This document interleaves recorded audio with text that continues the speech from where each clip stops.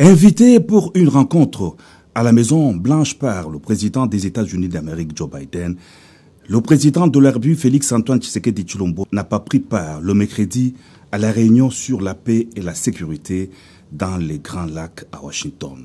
Ses homologues de l'Angola, Joao Lourenço, et du Burundi, Évariste Ndayishimiye, sont venus ainsi lui faire la restitution de cette réunion. Les trois chefs d'État ont échangé sur l'exécution des décisions prises lors du mini-sommet du 23 novembre à Luanda, en Angola, afin de concrétiser le cessez-le-feu, le retrait des zones occupées, le désarmement et le cantonnement du M23, précise le président du Burundi. Nous avons analysé comment nous pouvons aller de l'avant par rapport aux résolutions de l'Angola. Et puis on a vu que maintenant il faut aller droit au but. Et on s'est rencontrés effectivement pour voir comment mettre en œuvre, comment M23 peut se désengager le plus rapidement possible pour se mettre dans une zone bien identifiée et afin de commencer le processus réel, le processus de réintégration et réinsertion.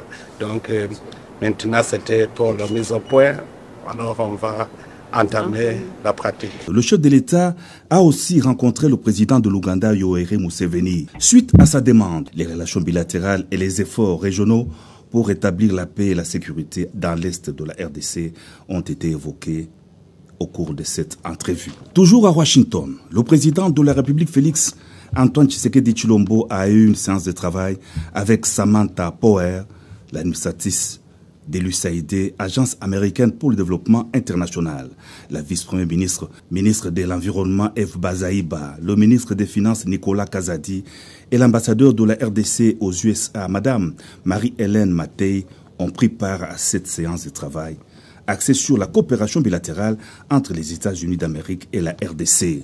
Les échanges ont porté sur le travail mené en RDC par l'USAID dans le domaine de la santé, des infrastructures et de l'agriculture. L'agence américaine agit déjà auprès des populations victimes des violences dans l'Est de la RDC et entend renforcer son action, notamment pour accompagner le processus électoral au pays.